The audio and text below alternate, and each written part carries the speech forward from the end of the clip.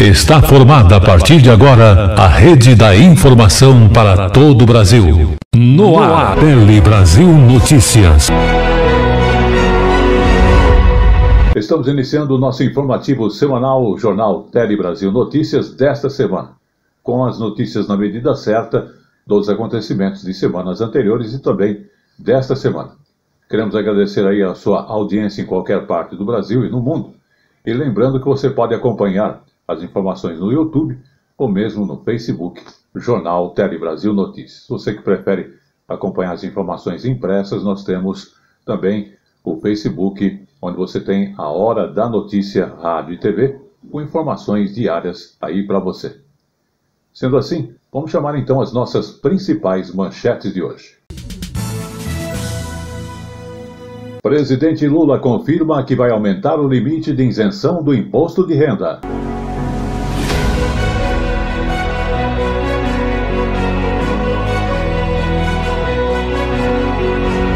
Mais de 40 mil famílias foram despejadas ou tiveram de cumprir ordem de reintegração de posse.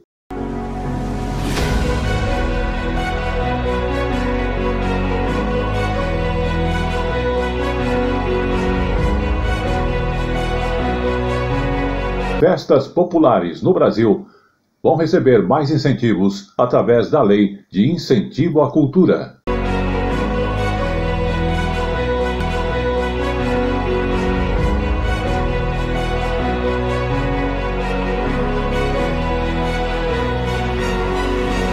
Tudo isso e muito mais você acompanha no Tele Brasil de hoje.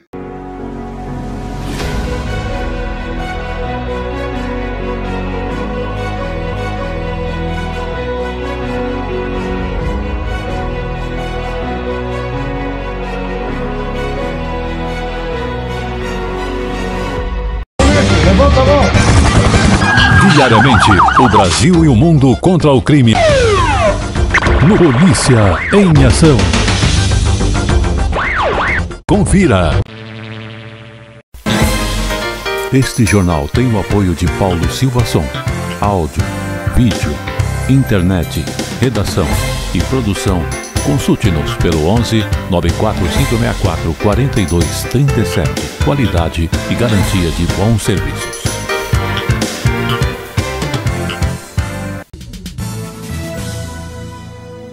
E começamos a edição de hoje falando sobre o imposto de renda.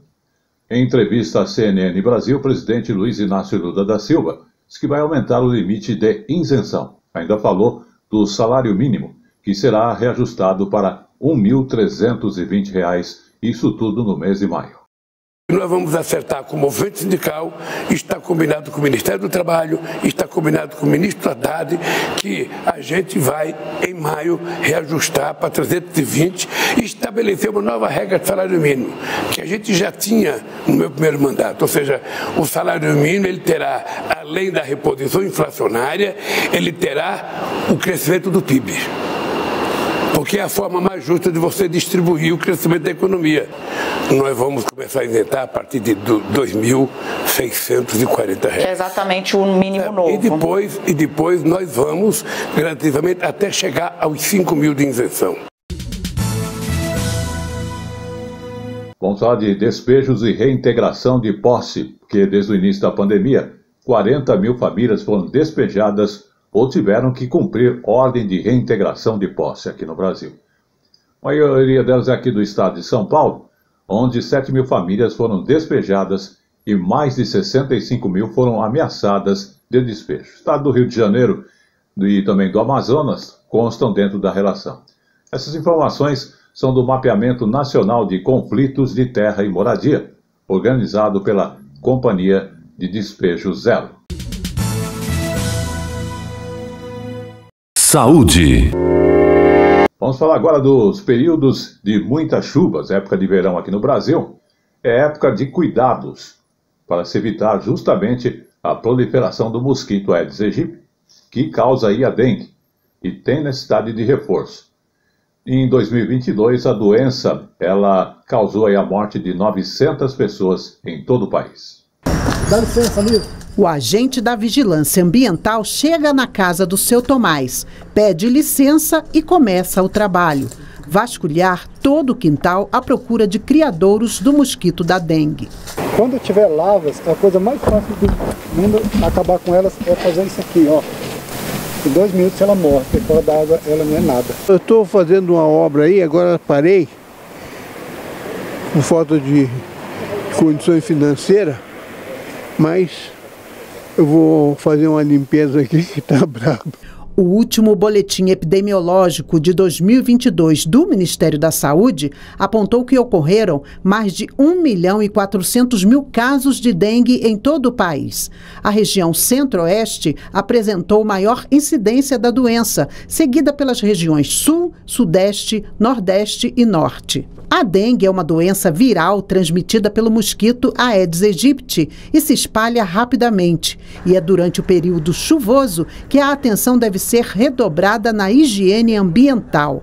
A melhor forma de se evitar a doença é não deixar água parada em recipientes como latas, embalagens, garrafas, pneus velhos, vasos de plantas, cisternas, lixeiras.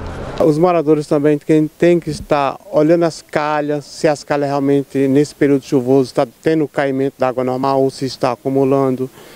Isso tudo ajuda na prevenção do combate à dengue.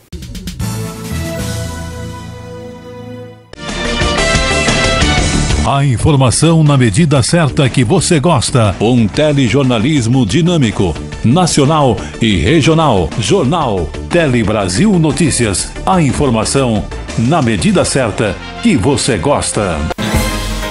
Este jornal tem o apoio de Paulo Silva Som.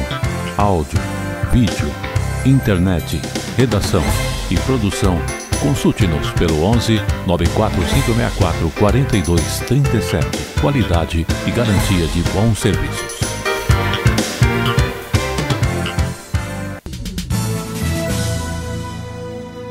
Posso aguardar o novo cartão digital, porque o Ministério da Previdência Social estuda um novo cartão digital do INSS com vantagens como o passe livre no transporte coletivo e descontos em farmácia.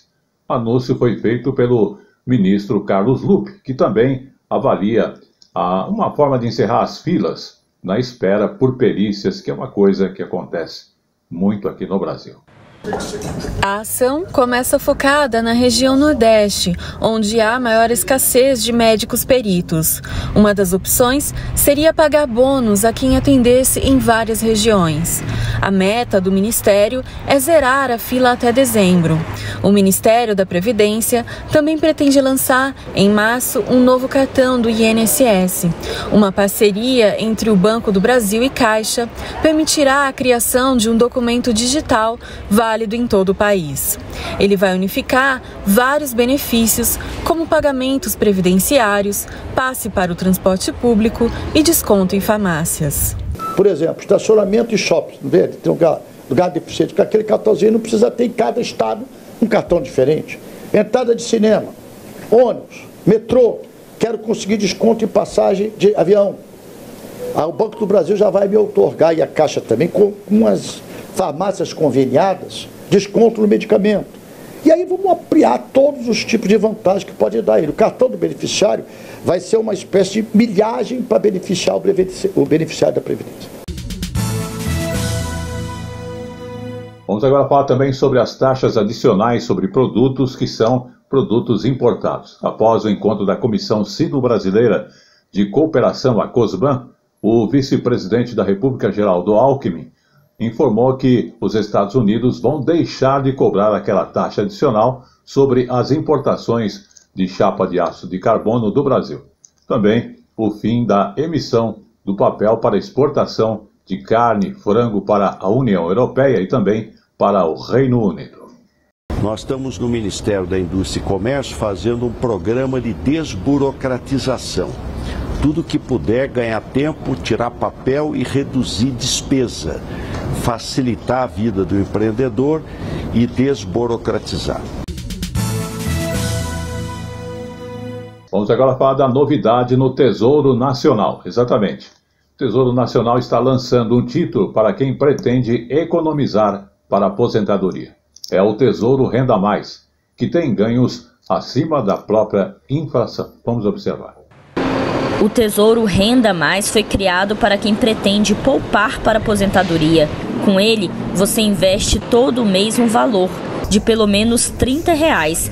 Esse dinheiro vai render acima da inflação e quando você se aposentar, pode usá-lo para complementar sua renda. Quanto mais você investir, maior será o retorno no futuro. O Tesouro Renda Mais, ele traz uma oportunidade muito simples para qualquer pessoa, para qualquer cidadão, qualquer brasileiro, qualquer brasileira que quer começar a planejar sua aposentadoria complementar, de responder apenas 2 perguntas e já ter todas as informações com relação a qual vai ser a sua renda futura e quanto você precisa investir para alcançá-lo. São 8 títulos diferentes dentro do Renda Mais. No site do Tesouro Direto é possível fazer uma simulação.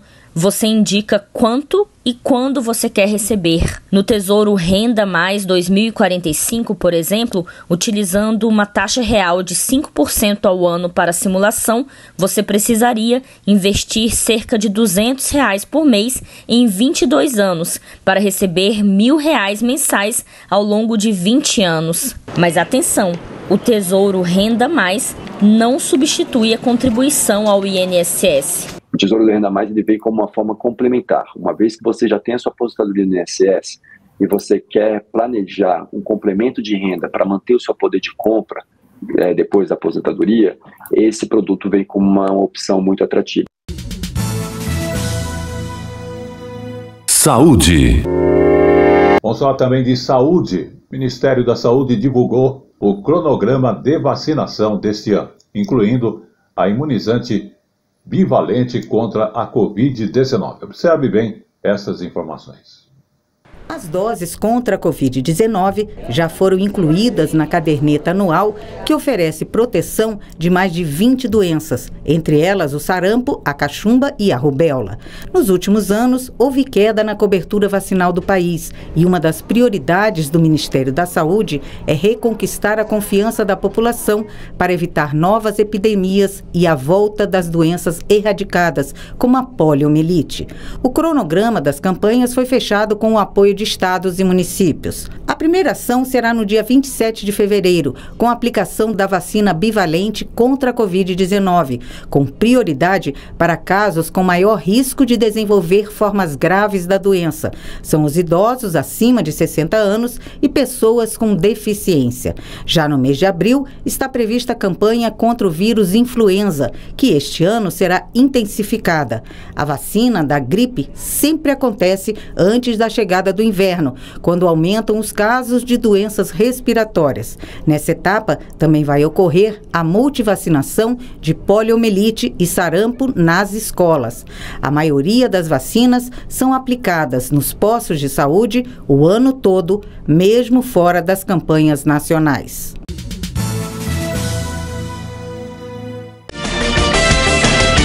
A informação na medida certa que você gosta. Um telejornalismo dinâmico, nacional e regional. Jornal Tele Brasil Notícias. A informação na medida certa que você gosta. Condomínio Dia a Dia. Muito bem, estamos de volta com o Condomínio Dia a Dia e sempre presente conosco a doutora Sirlene Alexandre. E nós começamos falando sobre uma questão que eu acho muito interessante, né? Porque, veja, o que fala o Estatuto sobre a questão dos estacionamentos, as garagens nos condomínios? De quem como é que é distribuído isso, de que forma a pessoa administra isso? Bom, antigamente, que eu falo, antes do novo Código Civil, você poderia locar ou vender a sua garagem. Hoje, com o novo advento do Código Civil, é proibido locar e vender para pessoas externas. Porém, ela pode ser locada para os moradores do próprio condomínio. A venda só se for entre condôminos. Isso só pode ser vendida também desde que aquela garagem tenha matrícula. Você pode repetir que essa informação muita gente não tem, né? Então, você só pode vender a sua garagem. Mudou o código. Com o novo Código Civil, hoje, atualmente, não se pode vender e nem locar para pessoa estranha do condomínio. O que é pessoa estranha? Pessoa externa. Só pode locar e vender para proprietários. Ponto. E mais, vendendo, para você vender a sua garagem, ela tem que ter matrícula individualizada. Se for como o nosso apartamento, nosso prédio, que é garagem certa, não pode vender. Certo. Porque no caso de garagem certa, que você fala que eu chego com o meu carro, tenho direito à minha vaga, mas não tem uma vaga fixa. Específica, não tem uma vaga específica. Quando a pessoa tem matrícula do seu apartamento, da sua unidade, e também tem a matrícula da sua unidade de garagem, são 2 matrículas, paga 2 impostos, são 2 IPTUs. Aí você pode vender. Lembrando que só pode vender para condôminos ou proprietários dentro daquele condomínio, não pode vender para fora. Certo, tá aí uma boa orientação. Vamos agora às perguntas das pessoas via internet. Aliás, eu quero agradecer o pessoal da Zona Norte, Zona Leste, que está acompanhando de perto e nos pergunta muito também aqui da Paulista, Augusta, né? A pergunta é a seguinte, ainda dentro dessa questão, falando aí de espaços de garagem, no caso de eu estacionar meu automóvel, eu chego de manhã, vou lá olhar, tem um amassado no carro. De quem é a responsabilidade? Eu vou te contar uma história. Isso é ótimo. O meu automóvel, eu fui a um local de compras, estacionei o carro, e quando eu voltei, meu carro tinha uma mancha de raspão branco. A pessoa não se apresentou ali para justamente responder por aquilo. Aí eu fui nas câmeras, era o Extra, né? Ali da Brigadeiro. Fui lá nas câmeras e a gente constatou que realmente o cara esbarrou no carro, pegou e estacionou em outra vaga e depois nós conseguimos localizá-lo. São essas questões que acontecem. E aí, como é que fica? Olha, tem vários meios da gente resolver esse problema. Por exemplo, se for estacionamento do supermercado, se ele não tiver gravado, no seu caso, ele gravou e soube quem realmente cometeu aquele ato ilícito, que é um ato. Então, cabe àquela pessoa pagar. Se de repente o estacionamento daquele mercado, do supermercado ou qualquer outro não tem segurança, não tem câmara, não tem nada, então aquele mercado responde pelos danos. Ponto. E deixo bem claro, o estacionamento pode ser gratuito ou não. O estacionamento daquele mercado, mercadinho, supermercado, ele responde. Se ele conseguir localizar a pessoa que causou aquele problema, claro que é aquela pessoa que vai responder. Vamos trazer agora para os condomínios, né? Eu tenho lá minha vaga e acontece de meu carro estar amassado, acontecer outras coisas.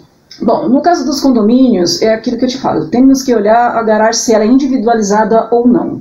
Se ela for individualizada, o seu vizinho de estacionamento paga pelo prejuízo. Então é líquido e certo, porque ela é individualizada, então ela tem uma matrícula, você sabe muito bem quem é o proprietário da esquerda e da direita, ou da parte superior ou da inferior, quando é garagem com matrículas.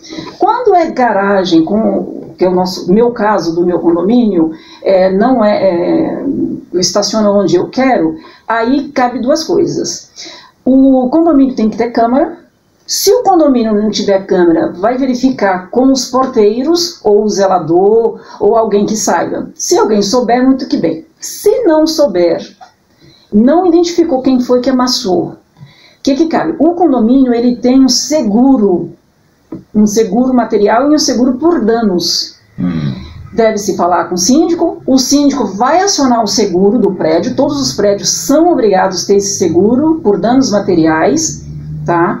Será acionado, aquele seguro irá, né, constatar, vai verificar se realmente aquele amassado não foi anterior, porque tem gente de má fé que bate o carro em outros lugares e fala que também é dentro do condomínio. Então tudo isso será visto, será realmente ali verificado de que forma aconteceu aquele batido, aquele estrago, aquela coisa naquele automóvel. Então tem isso. Se for devidamente comprovado que foi dentro do condomínio, e aí o condomínio irá ser responsabilizado desde que não tenha câmeras e alguém não saiba. Se for uma matrícula, se for uma garagem matriculada e você sabe quem é o seu vizinho, ele responde imediatamente. Ponto. Acabou. Aí você me faz a pergunta, eu tenho que ter seguro do meu carro? Sim, você tem que ter o seu seguro do seu carro. O que você pode cobrar do condomínio, ou do seguro do condomínio, ou do proprietário da sua garagem vizinha, é exatamente a franquia. Você manda consertar, cobra-se a franquia, essa pessoa é obrigada a pagar a franquia. Agora tem outro caso que eu tenho no escritório. Eu estou ficando quieto, porque veja, tem muitas outras coisas. Eu quero que você passe a informação sem o meu corte aqui, porque às vezes eu tenho. Essa pergunta que você fez é bastante interessante. Porque, veja, a questão de seguro é uma coisa muito problemática, né? Porque, veja, você manda, às vezes, na franquia, o seguro ainda vai avaliar e etc., e a pessoa às vezes fica até sem automóvel e etc. Mas a minha preocupação maior é em orientar, por exemplo, se a pessoa tem a sua vaga específica, teve um amassado, foi roubado alguma coisa e etc. O roubo já é diferente. É diferente. Porque é o seguinte, o seu vizinho pode bater no seu carro porque tem uma garagem específica, você sabe quem é o seu vizinho de garagem. Agora, o roubo você não sabe. Qualquer pessoa pode, infelizmente, né, furtar o seu carro. Aí são coisas distintas. O furto, é muito diferente. O que acontece com o furto? Você detectou, verificou, não mexe, vai à delegacia, faz o seu BO, tira a foto, comprova, chama outras pessoas para testemunhar. Olha, gente, o que eu aconselho também, nunca é esposa nem filho. Sempre chama alguém, ali um porteiro, um vizinho, uma outra pessoa para comprovar realmente ali o furto. Porque tem pessoas de má fé também que falam que roubou e não roubou. Tem de tudo em condomínio. Então, quem vai responder pela sua garagem, se for uma garagem determinada, é o seu vizinho, se houver alguma batida, algum estrago. Ponto. E mesmo assim tem outra coisa. Tem vizinhos que empresta garagem ou aluga garagem. De qualquer modo, o locador daquela garagem vai responder. Claro que ele irá chamar. Se for uma garagem locada, quem vai responder é o inquilino. Se o inquilino, de repente, se recusar, que também se recusa, aí quem é responsável é o locador. Certo. Entendeu? E aí tem que tomar muito cuidado. Quanto ao furto, é um boletim de ocorrência por furto normal e pronto. Aí nós temos que observar o condomínio. Se ele tem câmeras, se ele tem seguranças, se tem manobristas. Por quê? O que aconteceu com o meu carro uns 3, 4 anos atrás? Teve uma batida e teve um suposto furto. O furto eu não consegui comprovar, então o prejuízo é meu. Então o furto você tem que comprovar que houve um furto. Porque senão, você não pode sair acusando o seu vizinho de esquerda e direita, de repente é outra pessoa. Isso não pode. Agora, o que aconteceu com o meu dano? O condomínio não tinha câmera, não tinha coisa nem nada, a segurança pagou. O dono da administradora de segurança pagou. Mas assim, cada caso é um caso. Tem que estudar especificamente quando cabe o condomínio, quando cabe o proprietário e quando deve ser acionado a administradora ou administradora de segurança. Ok, com essas informações, o nosso Condomínio Dia a Dia vai ficando por aqui, voltando na semana que vem, sempre em boa companhia da doutora Silene Alexandre, que responde às suas dúvidas. Condomínio Dia a Dia. Na questão de regras fiscais, o governo federal deve antecipar para o mês que vem a apresentação da nova regra fiscal para controlar os gastos públicos. O prazo inicial seria o mês de abril e o novo mecanismo deve substituir, então, o teto de gasto existente, que atrela o crescimento das despesas da União e a inflação do ano anterior. O anúncio foi feito pelo ministro da Fazenda, Fernando Haddad, em um evento com empresários aqui em São Paulo. Vamos observar. Nós vamos, em março, provavelmente, anunciar o que nós entendemos que seja a regra fiscal adequada para o país. O Congresso estabeleceu agosto. Nós já tínhamos puxado para abril por causa da LDO. Né? Mas daí a Simone ponderou, e com razão, o próprio Geraldo Alckmin também, que para mandar para o Congresso em abril junto com a LDO, era bom a gente ter um período, né, de discussão, porque eu não tenho a pretensão de ser o dono da verdade. Né? Nós estamos estudando faz 2 meses regras fiscais do mundo inteiro, documentos de todos os organismos internacionais, nenhum país do mundo adota teto de gasto, E não é que não adota porque são mais rígidos, não adota porque você não consegue atingir. Bolsas de estudo e pesquisa com reajuste. O governo, então, informou que o aumento contempla estudantes do ensino médio e também a pós-graduação. Fatos esses anunciados também na semana passada. No caso do mestrado, o valor sairá de R$ 1.500 para R$ 2.100, um reajuste de 40%. Para o doutorado, o valor sobe de R$ 2.200 para R$ 3.100, um aumento também de 40%. Já o pós-doutorado sairá de R$ 4.100 para R$ 5.200, com aumento de 25%. Para os alunos da iniciação científica no ensino médio, serão 53 mil bolsas, que vão passar de R$ 100 para R$ 300. O governo quer incentivar também a formação de professores da educação básica. Para isso, serão ofertadas 125.700 bolsas, que também terão reajuste que varia de 40% a 75%. Doutorando em comunicação aplicada na Alemanha, Felipe Zeiser afirma que o reajuste das bolsas sinaliza uma maior valorização da educação e da pesquisa do Brasil. Permite aos pesquisadores de dedicação exclusiva uma maior segurança e que reflete na qualidade dos estudos desenvolvidos. A Bolsa Permanência, voltada para estudantes quilombolas, indígenas e em situação de vulnerabilidade, vai ganhar o primeiro reajuste desde que foi criada em 2013. O aumento varia de 55% a 75%. Atualmente, os valores pagos vão de R$ 400 a R$ 900. Todos os reajustes já passam a valer a partir de março deste ano. É fundamental as bolsas de permanência para garantir que esse aluno nunca interrompa o sonho dele de fazer um curso superior ou terminar a universidade nesse país. A ministra Luciana Santos disse que a política de bolsas de estudo é importante para atrair pesquisadores e garantir a permanência deles no Brasil. O benefício assegura a qualificação, a duração e a permanência do pesquisador e da pesquisadora no Brasil. As pessoas têm que saber que investimento em educação é o melhor e o mais barato investimento que o Estado pode fazer.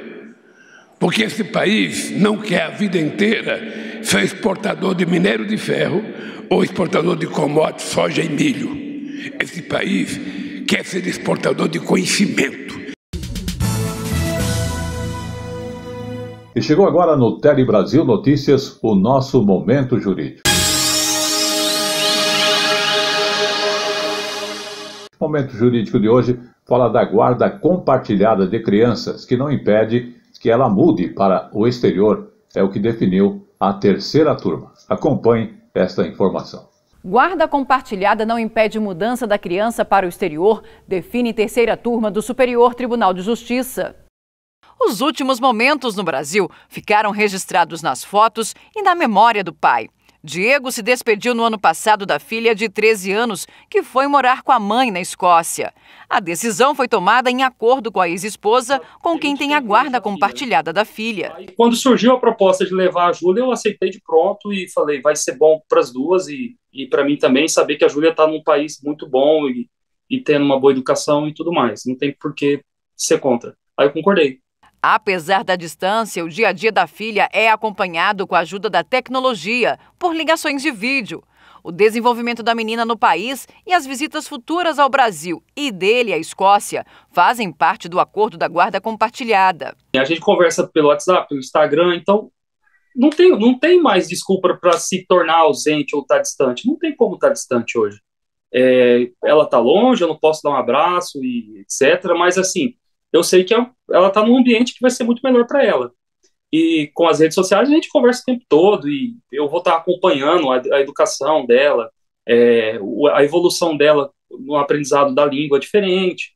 E eu vou estar sempre próximo, entendeu? Isso não atrapalha em nada. A advogada Letícia Ferrarini ressalta que neste tipo de guarda é definido um lar de referência, mas o objetivo é estabelecer também o compartilhamento de responsabilidades. Guarda compartilhada é o exercício conjunto de todas as questões que envolvem os filhos, as tomadas de decisões, as responsabilidades, as definições, a convivência.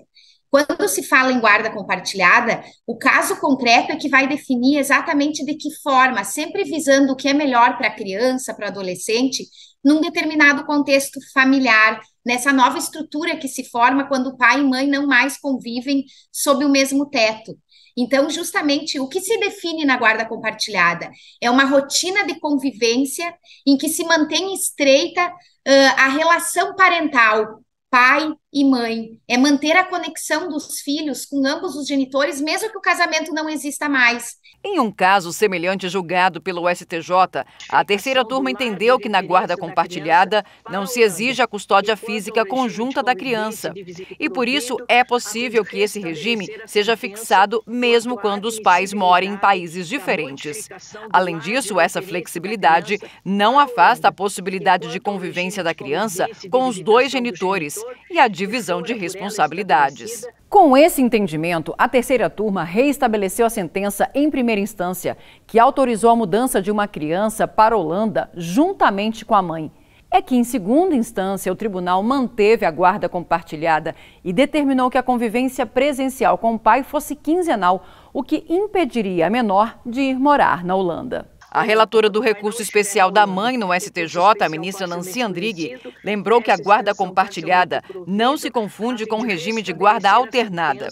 Segundo a relatora, a guarda compartilhada, além de não exigir que a custódia física da criança seja exercida de maneira conjunta, não é obrigatório haver tempo de convívio igualitário entre os pais. Essas definições podem ser flexíveis e ponderadas pelo juiz, como no caso concreto apontado pela ministra no voto. Existe a previsão de retorno da criança ao Brasil em todos os períodos de férias até complementar 18 anos, com custos integralmente suportados pela mãe, utilizando ampla e irrestrita utilização de videochamadas ou de outros meios tecnológicos de conversação e de convivência diária quando o pai estiver na Holanda. A ministra enfatizou ainda os potenciais benefícios que a criança terá ao morar na Holanda, país que pode oferecer oportunidades culturais, de educação, ciência e lazer.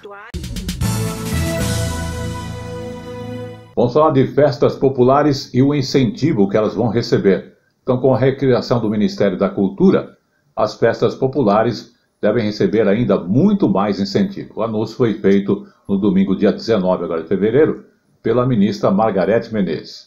Uma das metas é justamente ampliar os números de projetos que serão beneficiados pela Lei de Incentivo à Cultura. Escolas de samba, trios elétricos, blocos de rua. De norte ao sul, o carnaval ganha as ruas do país no mês de fevereiro. E toda a alegria da festa popular também faz girar a economia.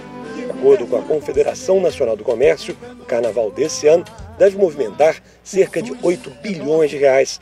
E com a recriação do Ministério da Cultura, a festa popular deve receber ainda mais incentivos. Foi o que anunciou nesse domingo, no Rio de Janeiro, a ministra da Cultura, Margarete Menezes. Iremos buscar sensibilizar cada vez mais as empresas e a sociedade para perceber as vantagens de investir na cultura do nosso país. Viabilizaremos ações que façam chegar os recursos necessários. A descentralização das leis de fomento à cultura e o diálogo que estabeleceremos com as empresas para cativar mais apoio e investimento de ações do setor cultural já são metas traçadas do próprio Ministério. Durante o pronunciamento, a ministra Margarete Menezes diz que as escolas de samba do Rio de Janeiro, Mangueira e Unidos da Tijuca, que apresentaram projetos para o governo federal, vão receber recursos via Lei de Incentivo à Cultura.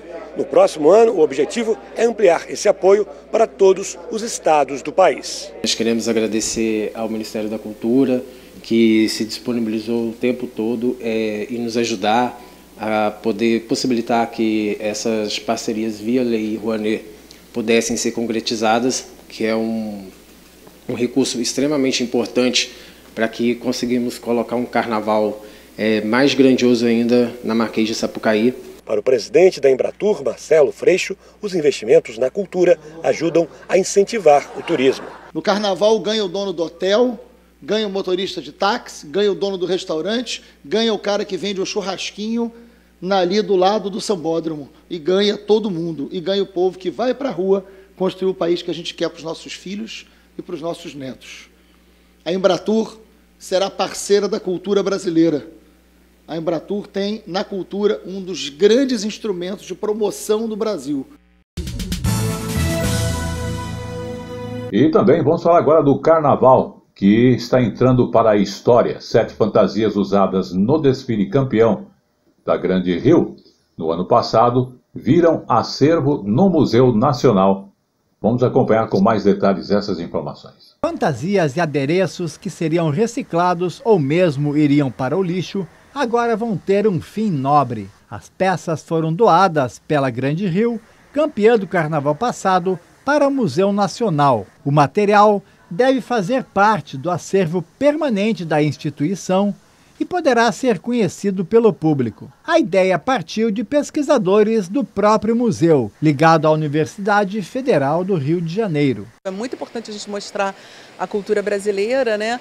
E é muito importante a gente entender como ela é feita. Então essa é uma coleção de pesquisa. Ela resulta de uma relação de trabalho que a gente tem dentro do Carnaval.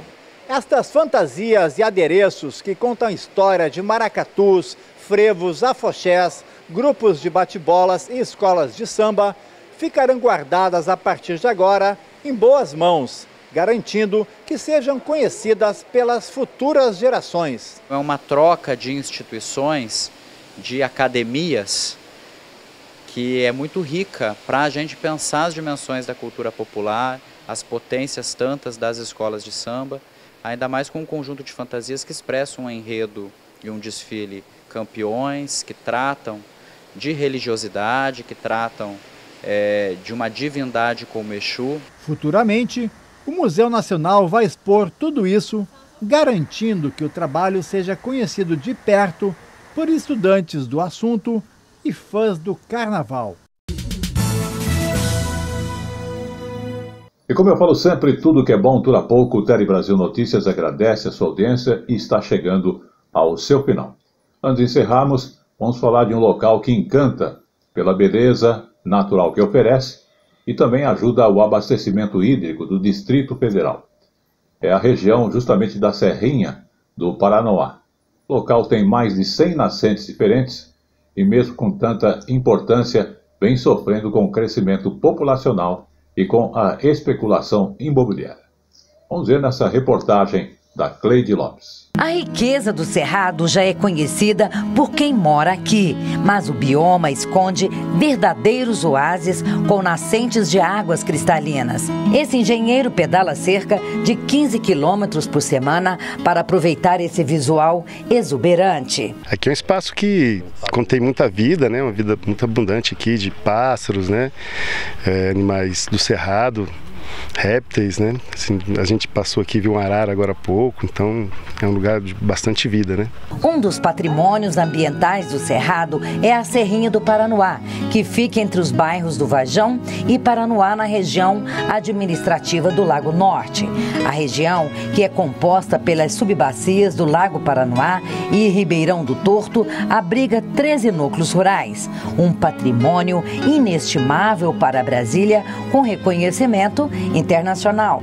Com mais de 100 nascentes, a Serrinha fica numa região produtora de água que é responsável pelo abastecimento de Brasília. Tudo isso no coração da cidade. E o grande desafio é preservar todo esse manancial com o avanço no crescimento urbano. Essa região começa a ganhar uma notoriedade muito grande que a gente espera também que seja reconhecida pelo governo, né? Que infelizmente nos últimos tempos tem sido omisso. A gente tem visto infelizmente um aumento imenso do fracionamento aqui de terras, da impermeabilização das nascentes, e a gente espera que isso se reverta finalmente, né? Nós estamos atentos a tudo isso para preservar aquilo que o Lago Norte tem de importante, que é a nossa vegetação. A nossa luta hoje é que é importante que a cidade de Brasília compreenda que essa produção de água hoje, ela serve como abastecimento para a cidade, porque os córregos que desaguam no Paranoá, eles são captados aqui.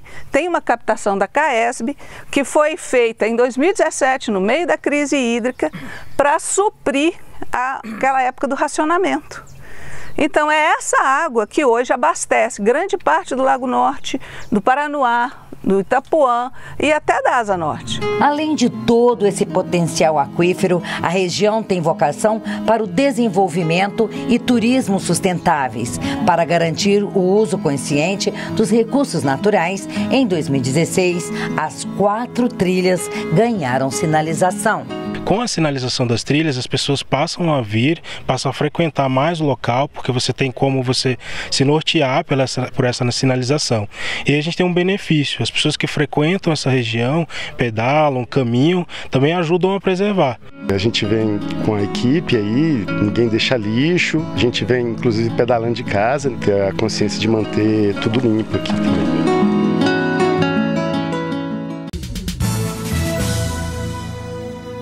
E aqui estamos encerrando o nosso informativo semanal, Tele Brasil Notícias, agradecendo a sua audiência e estaremos de volta na semana que vem, contando também com o apoio do João Vitor e do Pedro Henrique. Até lá.